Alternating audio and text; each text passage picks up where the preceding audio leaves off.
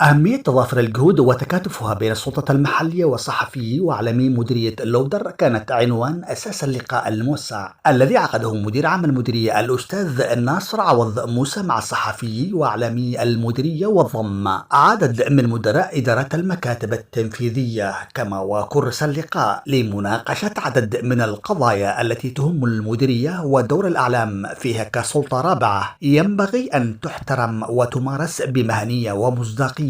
وضمير. اليوم الحضور كان فعال وكان نقاش مستفيض، وسنكون بإذن الله قريبا عن بعض، وقلنا يكتبوا ما شاءوا في سبيل إيصال هموم ومشاكل هذه المنطقة إلى كل الجهات المختصة أو إلى المنظمات الداعمة. كون مديريتنا مترامية الأطراف وأكبر مديرية على مستوى محافظة أبين، توجد لدينا معاناة كبيرة جدا، وهي معاناة النازحين والذي نشعر أنها محافظة بكاملها بيضاء ومخيرات أتوا إلينا، ونفتقر إلى أبسط المقومات والتي لم نوفي بتسليمهم هذه المواد الغذاء أو اليوائية. مدير مكتب الإعلام بالمديرية جهاد حفيظ أثنى على عقد هذا اللقاء الذي وضع الصحفيين والإعلاميين أمام عدد من المعوقات المعيقة لنشاط السلطة المحلية، باعتبار الإعلام ركيزة أساسية يجب أن يقوم بدوره البناء كما ينبغي، والوقوف إلى جانب السلطة المحلية وخدمة المجتمع. اليوم عقد اجتماع الإعلاميين مع السلطة المحلية وبدعوة من المدير العام الأستاذ ناصر عوض موسى، وهو يتطرق حول آلية العمل مكتب الإعلام والسبل الكفيلة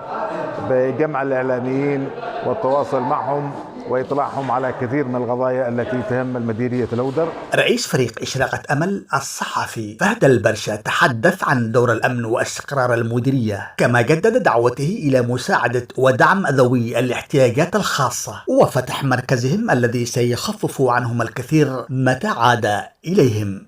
اليوم اللقاء التشاوري الذي دعت له السلطة المحلية في مديرية اللودر مع الإعلاميين والمكاتب التنفيذية في المديرية، وكان هدف هذا اللقاء هو شرح بعض المعوقات والعراقيل التي تواجه السلطة المحلية في مديرية اللودر، كذلك خلق نوع من التوائم والتآلف فيما بين مكتب السلطة المحلية في المديرية والإعلاميين. شهد اللقاء مناقشات مستفيضة وخرج بجملة من التوصيات البناءة التي تعزز دور الرسالة الإعلامية في المديرية وما ينبغي العمل والقيام به للوقوف أمام كل التحديات التي تواجه المديرية وتعيق تنميتها. لقناة عدن الفضائية، ردفان عمر، محافظة أبين.